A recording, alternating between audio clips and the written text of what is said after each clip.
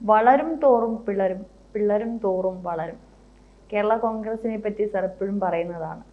വീണ്ടും മാണി വിഭാഗം പിളരാൻ സാധ്യതയുണ്ടോ? ഇത് പണ്ടേ ഉള്ള ഒരിതാണ് ഈ വളരും തോറും പിളരുന്നത് എന്ന് പറഞ്ഞിട്ടുള്ളത്. അത് കെ എം മാണി പറഞ്ഞിട്ടുള്ള കാര്യമാണ്.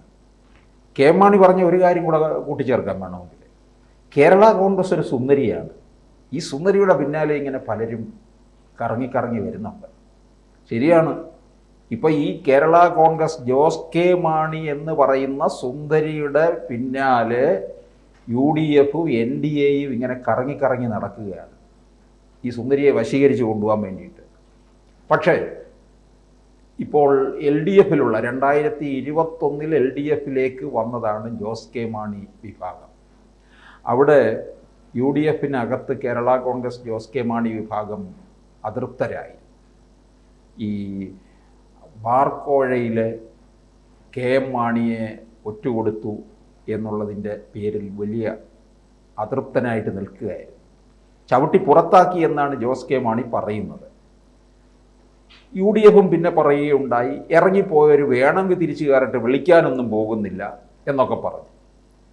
പക്ഷേ ഇപ്പം UDF അങ്ങനെ നേരത്തെ പറഞ്ഞിട്ടുണ്ടെങ്കിൽ ഇപ്പം വേറെ ആൾക്കാർ വഴിയൊക്കെ ഇങ്ങനെ തിരിച്ചു വിളിക്കാനായിട്ടൊക്കെ ശ്രമിക്കുകയാണ്. എല്ലാവർക്കും അഭിമാന പ്രശ്നമാണല്ലോ, ഒരു ഈഗോയാണല്ലോ.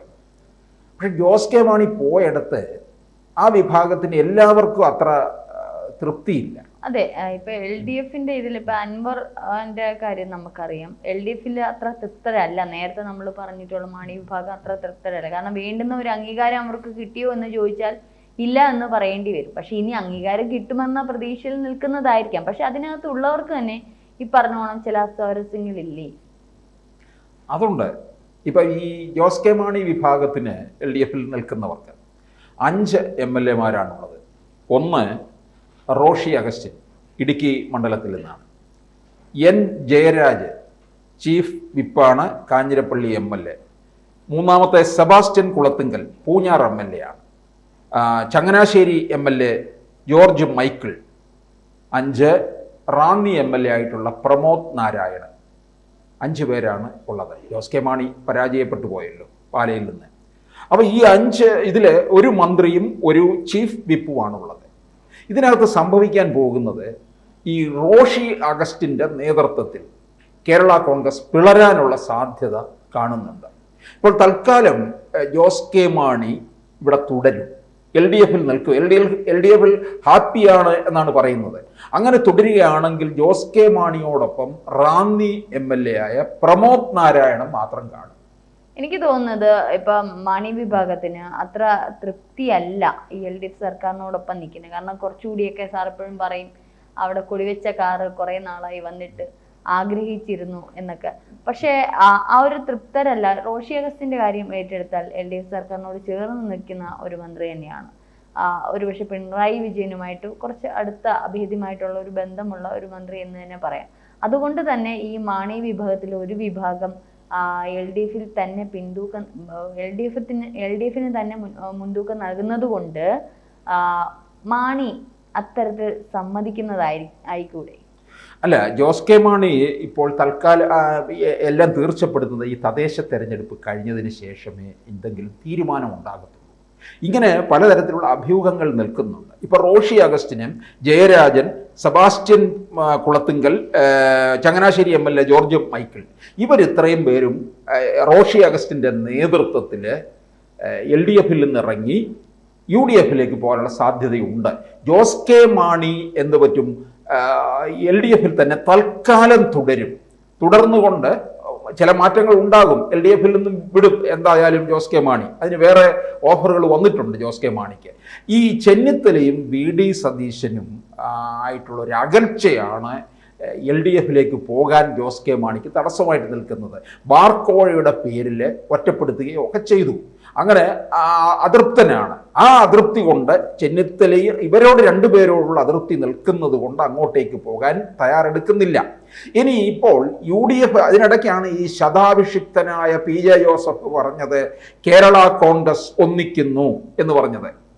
ഒന്നിക്കണം, ഏകീകൃത കേരള കോൺഗ്രസ് വരണം എന്ന് പറഞ്ഞത്. അദ്ദേഹത്തിൻ്റെ ആ ഒരു ആഗ്രഹം നല്ലത് തന്നെ. കേരള കോൺഗ്രസ് പിളർന്ന് അങ്ങനെ പൊയ്ക്കൊണ്ടേയിരിക്കുകയാണ്. എത്ര പിളരാമോ അത്രത്തോളം പിളരുകയാണ് ചെയ്യുന്നത്. അതിനോടൊപ്പം തന്നെ അത് വളരുകയും ചെയ്യുന്നുണ്ട്. കേരള കോൺഗ്രസ് ഇല്ലാതെ ഒരു മുന്നണിക്ക് നിലനിൽക്കാൻ കഴിയാത്ത അവസ്ഥയുമാണ്. ഇനി ഈ റോഷി അഗസ്റ്റിന് നേതൃത്വത്തിൽ ഒരു വിഭാഗം UDF വന്നാൽ, അതായത് ഈ എന്തായാലും ഇടുക്കിയിലുള്ള 5 മണ്ഡലങ്ങൾ പിടിക്കാം എന്നാണ് UDF കണക്ക് കൂട്ടുന്നത്. അതുപോലെ കോട്ടയം ജില്ലയിലെ 9 മണ്ഡലങ്ങൾ തിരിച്ചു പിടിക്കാം. പത്തനംതിട്ട ജില്ലയിലെ റാന്നിയും തിരുവല്ലയും പിടിക്കാം എന്ന് അവർ കണക്ക് കൂട്ടുന്നുണ്ട് UDF. ഈ സെൻട്രൽ ട്രാവൻകൂറിലെ ക്രൈസ്തവ വിഭാഗത്തിൻ്റെ വോട്ട് സമാഹരിക്കുക എന്നുള്ളതാണ് മുന്നണി ലക്ഷ്യമിടുന്നത്. ഇതേ ലക്ഷ്യമാണ് 2021 പിണറായി വിജയനും ചെയ്തത്. ജോസ് കെ മാണി ഇപ്പുറത്തേക്ക് കൊണ്ടുവന്നിട്ട് സെൻട്രൽ ട്രാവൻകൂറിലെ ക്രൈസ്തവരുടെ വോട്ട് സമാഹരിച്ചു. ആ ഒരു ബലത്തിൽ ചില മണ്ഡലങ്ങൾ അവർക്ക് കിട്ടുകയും ചെയ്തു എന്നുള്ളതാണ്. ഇപ്പോൾ ജോസ് കെ മാണിയെ ഉൾപ്പെടെയാണ് അങ്ങോട്ടേക്ക് കൊണ്ടുവരാനുള്ള ശ്രമം കുറേ നാളുകളായിട്ട് ലീഗ് ശ്രമിച്ചുകൊണ്ടിരിക്കുകയാണ്. പക്ഷെ ജോസ് കെ മാണി ഇങ്ങനെ നിൽക്കുകയാണ്. എന്തായാലും ഈ റോഷി അഗസ്റ്റിൻ്റെ ഇവർക്ക് കേരള കോൺഗ്രസിന് ഇപ്പോൾ 5 MLA-മാരാണുള്ളത്. PJ ജോസഫിൻ്റെ നേതൃത്വത്തിലുള്ള ജോസഫ് ഗ്രൂപ്പിന് 2 MLA-മാരുമാണുള്ളത്. PJ ജോസഫും പിന്നെ കടുത്തുരുത്തി MLA മോൻസ് ജോസഫും മാത്രമാണ് ഉള്ളത്. ഈ ജോസ് കെ മാണി ഇപ്പുറത്തേക്ക് വരുമ്പോൾ പലതരത്തിലുള്ള ചർച്ചകളൊക്കെ നടത്തിയിട്ടുണ്ടായിരുന്നു നേരത്തെ. ലീഗാണ് അതിനകത്ത് മുൻകൈ എടുത്തത്. തിരുവമ്പാടി മണ്ഡലം കൊടുക്കാം എന്നൊക്കെ പറയുകയുണ്ടായി. പക്ഷേ ഇപ്പോൾ അത് നടക്കില്ല എന്നുള്ള ഘട്ടത്തിലേക്ക് എത്തിയിരിക്കുകയാണ്. തിരുവമ്പാടി മണ്ഡലം കോൺഗ്രസ് ഇത് VS ജോയിക്ക്, നിലമ്പൂരിൽ അൻവർ മുന്നോട്ട് വെച്ച സ്ഥാനാർത്ഥിക്ക് കൊടുക്കും എന്നാണ് അറിയുന്നത്. കാരണം കോൺഗ്രസ് ഒരു യുവനിരയിൽ അവരെ ഉൾപ്പെടുത്തിക്കൊണ്ടൊരു പട്ടിക തയ്യാറാക്കി മണ്ഡലങ്ങളിൽ പ്രവർത്തിച്ചു കൊള്ളാനായിട്ട് പറഞ്ഞിരിക്കുകയാണ്. ആ സാഹചര്യത്തിൽ ചില സീറ്റുകളുടെ കാര്യങ്ങളിലൊക്കെ തർക്കത്തിൽ നിൽക്കുന്നുണ്ട്. ഇപ്പം തിരുവനന്തപുരം മണ്ഡലമാണെന്നുണ്ടെങ്കിൽ ശബരിനാഥിനാണ് പറഞ്ഞിരിക്കുന്നത്. പക്ഷേ അത് CMBയുടെ CP ജോൺ നോട്ടമിട്ടിരിക്കുന്ന മണ്ഡലമാണ്. അത് ഒരു സീറ്റേ അവർക്ക് കാണത്തുള്ളൂ CMBക്ക്. അത് CP ജോൺ എന്ന് പറയുന്നത് CMBയുടെ ശക്തനായിട്ടുള്ള ഒരാളാണ്. മുരളീധരൻ നിൽക്കുന്നത് വട്ടിയൂർക്കാവിൽ ആയിരിക്കും ഇങ്ങോട്ടേക്ക് വരുമ്പോൾ. തിരുവനന്തപുരം പാർലമെന്റ് മണ്ഡലത്തിൽ ആണ് ഉപതെരഞ്ഞെടുപ്പ് വരികയാണെങ്കിൽ മുരളീധരൻ തന്നെ ആയിരിക്കും സ്ഥാനാർത്ഥി എന്നുള്ളതാണ്. അപ്പോൾ ഈ പലതരത്തില് ഈ വോട്ട് സമാഹരിക്കുക എന്നുള്ള ഒരു തന്ത്രമാണ് ആവിഷ്കരിച്ചു കൊണ്ടിരിക്കുന്നത്. അപ്പോൾ ഈ സെൻട്രൽ ട്രാവൻകൂറിലെ ക്രൈസ്തവ വിഭാഗത്തിൻ്റെ വോട്ട് കൂടുതലായിട്ട് നേടിയെടുക്കുന്നതിന് വേണ്ടിയാണ്. ഇനിയും ജോസ് കെ മാണി ആയാലും ഈ റോഷി അഗസ്റ്റിനായാലും ഇതിപ്പോൾ ഉടനെ ചാടത്തില്ല. 2026 പോക്ക് ഏത് തരത്തിലായിരിക്കുമെന്ന് നോക്കും.